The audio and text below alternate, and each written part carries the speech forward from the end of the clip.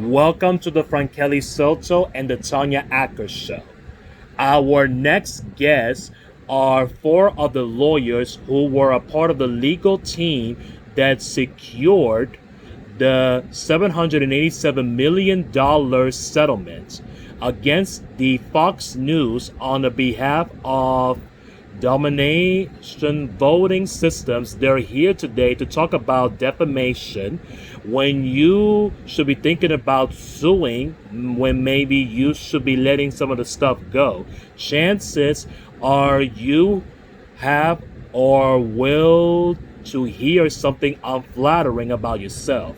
And at some point, as somebody, sometimes, maybe the smartest thing is not to plot a pathway to the courthouse, but you can listen to Megan, Daniel, Dustin, and Andrew on that.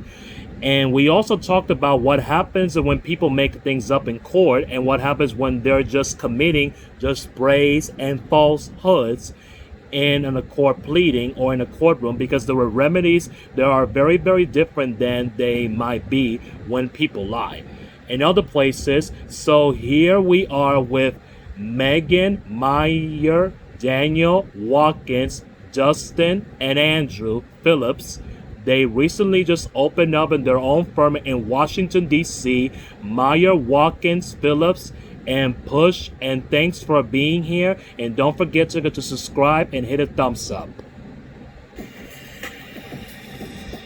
Welcome to the podcast, and congratulations on your new firm. Congrats, everybody. Thank you so much.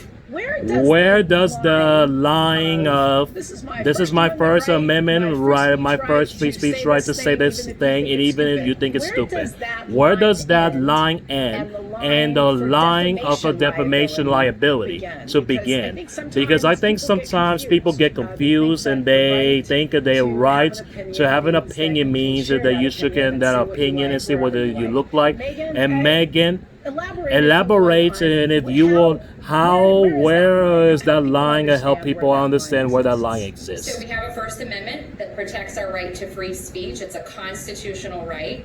And I think the Supreme Court said it best when they said there is no constitutional value in false assertions of fact, right? So that's the crux that's the heart of a defamation claim, is a false assertion of fact.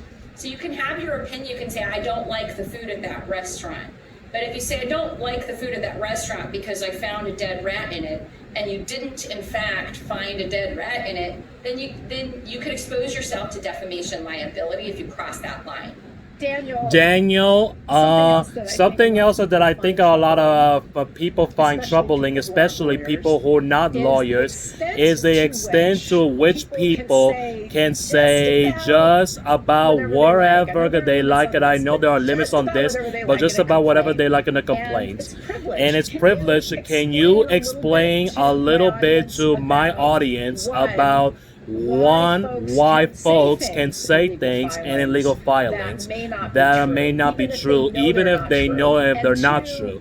And number two, what's the recourse that people have? Because you can't sue somebody for defamation if they say something in a lawsuit that is false, but you do have some other options. Can you explain? That's a great question, and we certainly want to be sure that people asserting legal claims are given a wide range of options in terms of making accusations in the context of pursuing a lawsuit against someone and pursuing damages based on those allegations. Now, in terms of recourse, if a lawyer puts something in a complaint that is false, then there are sanctions that are available. There are disciplinary actions from the Bar Association for the various states that they practice in, and so that's the real recourse. But it's very important that the legal process is protected. Otherwise, every time someone filed a lawsuit, they would be sued for defamation for whatever they put in their pleadings. And as officers of the court, we do our best to investigate anything before we include it in a complaint and follow all of the ethical guidelines related to that. But it is really important to protect that privilege in the context of court proceedings so that people are able to prosecute their claims. And there's another. It's a rarely used mechanism, but some states do have what's called the sham litigation exception, and that's when you can prove that somebody put something in a complaint just for the sake of being able to try to get the protection when they knew it was false. And not every state has it. Varies from jurisdiction to jurisdiction, but that's another recourse that may be available to some folks. But Daniel's exactly right. There is recourse, and it's in the form of, part of it's us, not, having recourse for putting false things in filings, and that's actually a really important one. I've had lawyers. And we had a lawyer to say to me that these days it's kind of like the Wild West. So there are maybe some officers, maybe I think most lawyers, most people act in a good faith, and there are maybe many officers of the court who do pay attention to those rules. But are you finding, or this open to anybody, maybe you, Andrew Phillips? How often do you see lawyers actually take it to task when they or their clients cross the line? If you want to have a free, fair trial, you have to give people the freedom to make claims that they subsequently have to approve. But you all know as well as I do, because there are plenty of people who know who put something in a complaint, it's going to make press, it's going to get in the news, and even before it seems a courtroom. And there is a lot of leverage in that. And do you think that the rise of social media and all these platforms, that it's just that people are becoming a little less careful about what they put in the court filings? Oh, for sure. And I think I'm with you, Tanya, and I'm a little more skeptical of this privilege than my colleagues. I think the idea behind it makes sense, but it's kind of like a people can't have nice things situation. Like, it gets abused. And when you know that you can put things in a court filing with impunity, a lot of lawyers take advantage of that.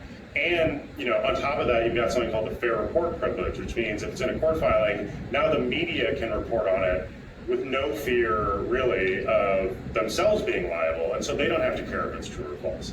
So I think kind of the double whammy of that, there's a lot of incentive to abuse it. And I think the worst part about it is that to the layman, maybe the non-attorney out there, I think it comes with sort of a stamp of legitimacy if it's in a court filing, even though I think most practicing litigators would tell you that something that's in like a civil complaint should most certainly not be taken as gospel. So I think it's unfortunate, but it is what it is as far as the law, and there's just an awful lot of protection for what's said in court filing. Can I give an example of this, Tanya, in a recent case that Daniel and I had?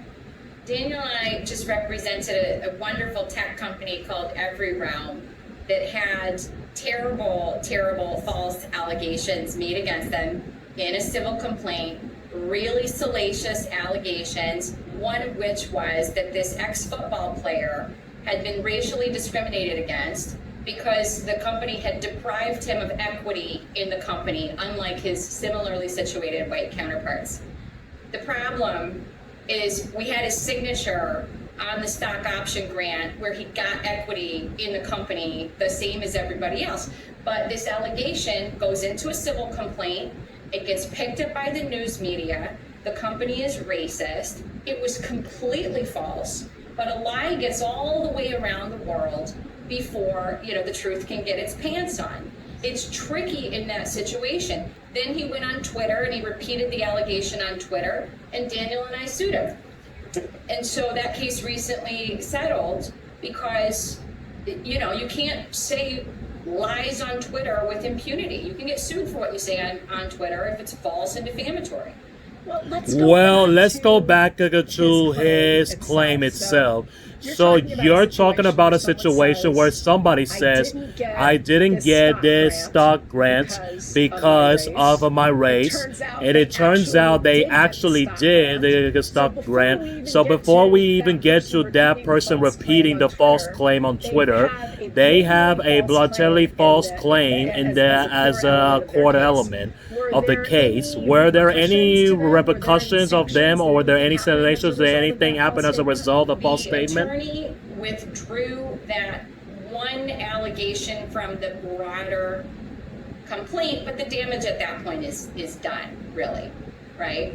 And so we were happy to be able to negotiate a settlement on this alongside our fabulous, fabulous employment council, who we work with all the time in New York. You know, once it's out there, it's kind of out there already. Once the press picks it up, they're not as interested in the correction as they are in the initial lie that made headlines. I think the answer to your question is, had he not put it out on Twitter, it would have been harder.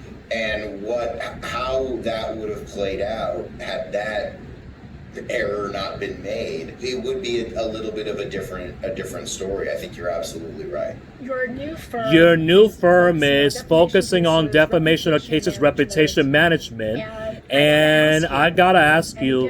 And again, and you have all have experience with this, we absolutely know how quickly it is, and we mean you said it, Megan, a lie can travel around the world before the truth gets pants on, and while it's traveling in the world, you get a bunch of people, presumably reasonably, and people presumably thoughtful people, who have busy lives and busy jobs, who are not going to necessarily to do the research and to do their diligences on everything and they read on the internet. So it's really easy for people to believe false things for a long time and for false claims, and I think it's to take that whole and to capture many imaginations. And I think we've seen that over and over the past couple of years and over our public life. What's the defense? I mean, how do you protect somebody's reputation in an environment where you've got 10 people believing a lie before you know they're still in the meeting with you? Somebody comes to you and they say, so somebody put in like this about you, is it got 100,000 views before our meetings and over, before you get to the litigation? How do you counsel people this kind of violence? One of the biggest areas of our practice is you got to kill the lie before it gets published, right? So a big part of our practice is I get a call from general counsel of a Fortune 100 company. The Wall Street Journal just called us. They're about to print a story accusing our CEO of insider trading. They asked for a comment. Their deadline's in 2 hours. What do we do? And we answer, what do we do? How do we slow it down? How do we get the facts? How do we get the evidence and the people on the phone? And how do we help the Wall Street Journal understand they've been misinformed? They've been given bad information. Here's the right information. I'm not picking on the Journal. It could be any paper. Journal is probably one of probably our nation's top paper, one of the top 3. I'm not trying to call it out. No, so go ahead. Counseling and sort of working with reporters, and we partner with crisis PR firms all the time to try to help correct the story before it comes out. Once it comes out, what do? We try to get corrections and retractions, and if all else fails, the last resort is sue for defamation. That's the option here in the United States. In other countries, there are criminal penalties for speech. We don't do that here because we're Americans and we love the First Amendment. The other thing is getting the truth out, right? Because sometimes the truth can be complicated, and what we do, working alongside PR professionals and crisis professionals, is getting our clients' affirmative story out in order to combat the disinformation before it's published or alongside such publication. I'm teaching a class this fall at William & Mary Law School titled Defamation and Disinformation that's tackling these very issues. It's complicated. We're hoping that some of the work we do introduces real risk to large companies that are in the business of publishing stories, so they take a second look before they go out and tarnish someone's reputation. Hopefully some of what we do is instructive to the readers so that it's easier to identify what's false and what isn't, but it's a challenge that we grapple with every single day. And Tanya, I'm hopeful that recent defamation, high-profile successes for clients in that area has created a healthy skepticism that do your own work, wait till the facts come out, think critically about what you read and what you hear. Don't dismiss the news, but think critically about what you're hearing. And when counter evidence comes out, and look for counter evidence if it comes out, that there's now a little bit of a healthy skepticism given recent high-profile cases. I'm hopeful that there is a little bit of the public thinking through this a little bit more, and I think that the more that people are held accountable for lies and misinformation, that will improve more. We do. We do, and I think that as a country, we have some high sensitivities these days. We are a litigious place, and we think that there might be a situation. I've seen situations where because it's so easy to tell stories about people because everybody's online and every social media platform, gives you space to tell a story about somebody, or sometimes these stories are not true. Do you think that because there's also some population of, let's just say, talking about others in so many places, that sometimes people have to maybe take a step back before, and that they think that they find offensive, or rather before they conclude that and then they find offensive, it's actually something that they should consider pursuing in That's a court. great point. Yes. How many times this week have you told clients not to sue for We defamation? tell people not to sue way more than we tell them to sue. Probably Yeah. 9 times out of 10, we say, okay, here's why you wouldn't want to sue for defamation. What else can we do? Sorry. And there's something called the Streisand effect, right?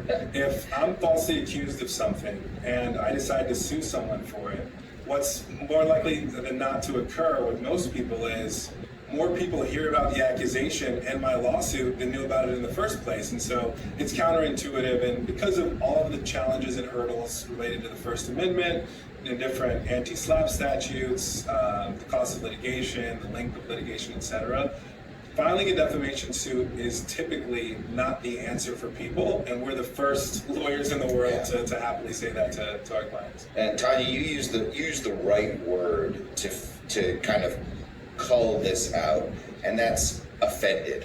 I'm offended by something. And look, everybody is free to voice what they're offended by, but that's where we play, our profession plays a critical role in helping clients determine what is actionable. And that's a critical point to make, because a lot of people want to, hold people accountable for what they don't like, what they find offensive, or what they think is not nice to them or something like that. But we really do try to counsel our clients very carefully on what's actionable, what's worth their time from a legal perspective, and what they should really focus on in that regard. Well, Daniel made a good point in an answer, which is that because there's so much noise out there, and sometimes better off, right, just ignoring it, or just, letting it get drowned by some of the noise, then you are bringing by attention to it, because then you're actually giving a live story. Andrew, you told us a funny story before we started about somebody who had some false statements about him, that he was very irate and about, but you told him to take it down a notch and then not to go to court, because I thought it was funny. Can you So we share were having a that? discussion of, what does it mean for something to be defamatory, and I like this story to illustrate the point that something can be false, but not necessarily defamatory. And the fact pattern was, I have a client, very wealthy individual, who was accused in a news story of parking his mega yacht near a certain tropical resort island. And he was very upset about this because he insisted, that's not my yacht. I don't own that yacht. I don't know why they're saying I own that yacht. And I had to explain to him, it may be false to say that you own a mega yacht, but it's certainly not defamatory because it's not negative. It doesn't, any of us would love to have that mega yacht. It's certainly possible for something to be false, but not meet the legal definition of being defamatory, and that would be an obvious example. It is like somebody falsely said I was like a 5'11" on the cover of a magazine. I can't believe that. I don't like that. Yeah. Honestly, there's a perfect example of this. The My Pillow guy sued because a paper reported that he was dating the television star Jane Krasinski. And he says it's false. I'm not dating her. Well, she's a beautiful, accomplished actor. He's my pillow guy. He's so lucky. What, how did I say her name? You said Krasinski. Yeah. It's another famous actress. It's I okay. botched it, but she's an incredibly talented actor, and I looked at this and said it's not defamatory to falsely accuse you of dating a beautiful person. And for like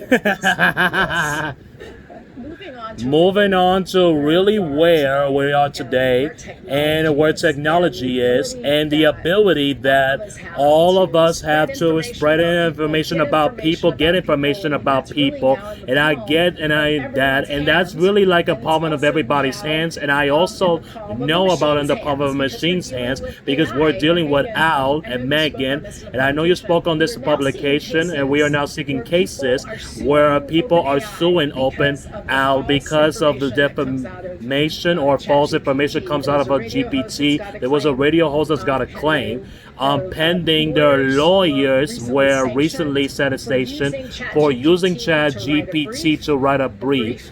And the brief had some bad cases, and the machine just made up cases. The lawyers doubled down and were sanctioned as a consequence. Megan, where do you think, what role should I say, or actually let me ask a question a little differently. Where do you see the law of defamation going in a lot of these new technologies, right? And if I'm a lawyer and I go to ChatGPT and ChatGPT pulls up a bunch of information, isn't it reasonable for me to rely on that a little bit? I see it going here, but this is where I hope it goes. I think lawyers should be able to use AI technology to get a first draft. I think journalists should be able to use AI technology to get a first draft. But we all now know that ChatGPT is a facially unreliable source that makes things up. We know that. And under the existing law of defamation, if a journalist blindly relies on a facially unreliable source and publishes it to a global internet audience without having fact-checked it and corroborated it, that is circumstantial evidence of actual malice that can subject them to a defamation claim. Actual malice means, did the publisher know or recklessly disregard that this was false? And what I would say is, if you use ChatGPT to write your article for you, and the publisher pushes it out there without having a journalist and a fact checker go and corroborate it, I would say by definition that is a reckless disregard for the truth and should subject that publisher to defamation liability. I want to say something about that OpenAI case, the defamation case against OpenAI. That's actually an example of the journalist doing exactly what we need journalists to do. So in that case, a journalist got this information out of OpenAI, and then the journalist did what journalists are supposed to do and fact-checked it. And the journalist prevented that from being published out there to a global internet audience. That's what I want to see. And I want to see, I've heard scary things about people saying, let's give publishers of OpenAI content immunity under Section 230 for AI-generated content. Imagine this. Imagine we do that, and you have two blogs. They own a bunch of professional. They employ 10 professional journalists, and you now say to them, "Hey, you can be sued for what your journalists put out there, but if you fire all your journalists and rely on AI-generated content, then you can't be sued for defamation." That giving immunity for AI-generated content being published out to the world on the internet is terrible for journalists. It's terrible for journalism. It's terrible for the integrity of our public debate. And it's terrible for the fabric of our democracy. So I urge your viewers, do not support immunity for publishers of AI-generated content. Fine to use it as a first draft, journalists. Fine for lawyers to use it as a first draft. But we know it's not reliable. You must fact check it before it goes any farther than that. And I think that's really, and I think that's a really key point. The machine, and I would like to call out the machine, and it hallucinates, and it just her niece did like a search, she did like a ChatGPT on her, and it made her stuff like she never done before, and it had her teach it places because Tanya had never had to make things up. And so to your point, since we know that, then it perhaps the reliance that is not well perhaps on it reliance isn't on it isn't reasonable without a human The case with the backstop lawyers, either. The though, case I with the think lawyers, poses though, but I another think interesting poses another issue, interesting if, issue. anyone cares And to if comment, anybody because there cares to it seems comment, there these seems lawyers like use the lawyers ChatGPT use to write a brief. ChatGPT to write a And brief. some of the cases And some of the that cases that the machine found were not indeed real cases. And when questioned about it, the lawyers doubled down. And as Tanya and I understand it, the reason why they were sanctioned, it is not because they would use ChatGPT. They were sanctioned because instead of double checking, they double checked down. So as opposed to other legal platforms, like if we look up cases on Lexis, I don't find a case on Lexis and then go to a law library somewhere and then read a book like lawyers did in the older days. Like we can rely on the cases that are pulled on Lexis, but not so with a ChatGPT, correct? Like lawyers, you gotta side check those I think cases. that's right. I think that also it was truly a matter of first impression, right? For how a judge was going to deal with that. I wouldn't be surprised if going forward, if there wasn't this second level of protection, if a lawyer did that again. Given how high profile that matter was, and I'm sure that judges across America were familiar with it, the idea that a lawyer would get away with doing that in the first instance, I think that it's a matter of time where that is going to be sanctionable right off the bat if it's proven that a brief was done entirely through ChatGPT and no basis to believe there was any quality check or fact check or cross-referencing of anything. I think that now that we've had the first impression case, I think that you're going to see judges crack down on that in the first instance even more. Can you guys? Hey, can you I guys? think you are. Hey, you don't think so, I Megan? have faith. I'm the hopeful one. He is. Andy's our Eeyore, and Dustin's our hopeful one. Can you all imagine? Well, can you all imagine like when we were Why young? are you using a chatbot to spit out? Right, but this is. I've been saying this. The billable hour is going to be over within 5 to 10 years because of this.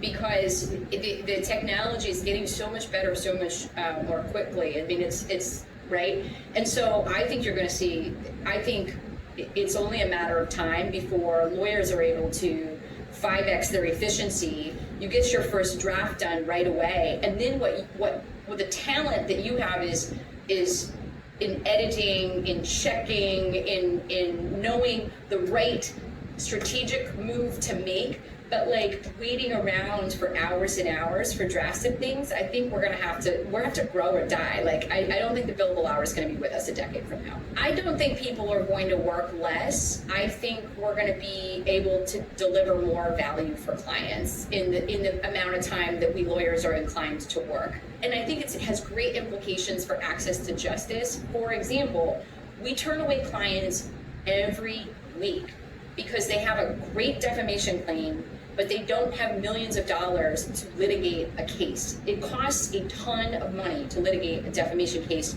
correctly. And I think if we can 10x our efficiency in like grinding through document discovery, grinding through first drafts, and like get to the heart of things faster and try more cases, I think we can take more cases on contingent, you can take cases on contingency. You can help the average person who is smeared in the media and not just the elite and Fortune 100 companies. I'm really excited about what we're going to see in the next decade because of technology enabling us to get more work done more quickly. Well, the other thing that I would say, I've heard stories, I'm very young, I'm 35, but I've heard stories about typewriters and dictaphones and all sorts of manner of word processor technology, and there are similar types of arguments being made about what happens to the billable hour once we have PCs. And relatedly, spell check is AI. autocorrect. That's correct, true. So Mhm. AI is a tool that we shouldn't be afraid of. We should view it as a way to enhance the deliverables that we can bring to clients. And that's what we try to do, but we're certainly not blindly relying on things that we pull off the internet. Right, we need a human Right, we backstop. need a human Daniel, backstop. you've got a really Daniel, interesting you've got a case really pending interesting against case standing against Tell us McDonald's. So about tell us about that. No, that's right. So there's a company called Kitch that invented the fix for the notoriously broken soft serve machines at McDonald's. I'm embarrassed to admit how many times I've tried to go to McDonald's and get a McFlurry and it never seemed to be working, but Kitch engineered a way to fix those machines. And a short time after they were really picking up momentum from McDonald's owner-operators, McDonald's came out with a false statement accusing Kitch's device of being unsafe, and that false advertisement drove them out of business. And so we filed suit against McDonald's and the maker of the machine. We've had a lot of success during that litigation, including a temporary restraining order and a preliminary injunction. And so we're really looking forward to continue to hold them accountable and deliver a great result for the So I client. don't understand. So what I was the don't even basis for understand it. saying What was the didn't basis work? Did it about not saying work it didn't even sometimes, work and or it were did they it not just work doing, sometimes, or were they were just inherently doing that in thing your that view we that say the people thing do, that we which say that is, people let's do, just- which is let's just just go with let's just something go with that's not something quite that's true. not quite What was true their either. basis? What was their basis about? So in terms of the soft serve machine itself, is that what you're Yeah, asking? like, Yeah, what was the yeah. basis for And what was saying the that, basis like saying that this device of your clients didn't It even was work? unsafe. Yeah, I really have no idea. I've been trying to figure that out for 2.5 years, and we haven't gotten a satisfactory answer. At bottom, it comes down to unfair competition, and the Federal Trade Commission is looking into it for anti-competitive practices. But that's really why we brought the suit, because there's no basis for the claim that Kitch's device was unsafe. Are you going to put McDonald's? Are you gonna out go of put business, McDonald's out Daniel? of the business, Is that what Daniel? this Is that coming what down it's to? coming down Can't to? comment on that. And Andrew, I hope And in Andrew. that case we get a McFlurry machine in our new office. Guaranteed. Guaranteed. Yeah. I don't think they're going to. I don't think they're not gonna give you that one. Andrew, you told Tanya and I about an interesting Privacy Act matter that you have pending against Fox. Tell us about Fox that. not actually the defendant, they're a third party. So in a Privacy Act suit, you are suing the government for the release of protected personal records that may exist in a government database. So my client is a university president in Arlington, Virginia, who some years back was the subject of a federal investigation that ultimately resulted in no charges whatsoever, let alone a conviction. But what appears very likely to have happened is one of the investigators who wasn't happy that the case didn't proceed farther elected to try her in the court of public opinion and leak her protected personal documents to a reporter for Fox News. So as part of that litigation, of course, if you depose all the government folks and all of them swear up and down it wasn't them, eventually you need to go to the reporter and say, all right, who was it that told you this? And so we reached that stage. The Fox reporter refused to disclose her sources. So we had a whole lot of briefing about the journalist privilege and its application in the Privacy Act context. Just last week, got a great ruling from the federal court in D.C., ruling that my client has overcome that journalist privilege challenge and is now entitled to depose that Fox journalist. So it's, those kind of cases, they illustrate kind of where we started this discussion, the dichotomy of free speech and where does it end. And, certainly, a reporter's ability to obtain information from sources, has some value. But on the other hand, the Privacy Act itself is an affirmation that government agents leaking information about civilians to damage them is itself morally and legally wrong. And so, those two can come into tension in a Privacy Act case, and that's where we are. What was the sort of information that was leaked about your Things client? like photographs, immigration records, naturalization forms, those sort of things, all of which, the government has, but they're not allowed to, hand out to journalists. Wow, the court found, the judge in this recent hearing that you mentioned found that there is no privilege, the journalist isn't protected by the privilege from having to disclose her sources.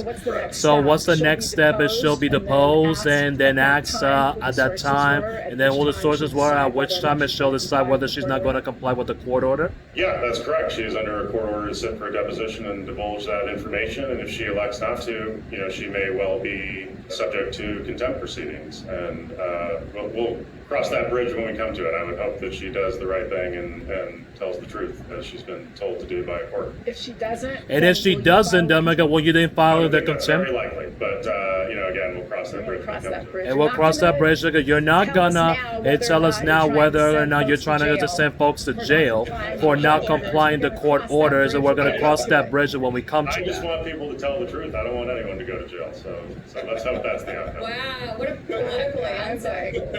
Actually, I want people to tell the truth. Because maybe some people should go to jail, but you four are phenomenal. Congratulations on your settlement. Congratulations on your brand new firm. And we wish you all the best of luck. Keep protecting reputations. Keep holding liars accountable. Thank you so Thank much. you so much. Thank you. Nice to meet you. All right. Bye bye.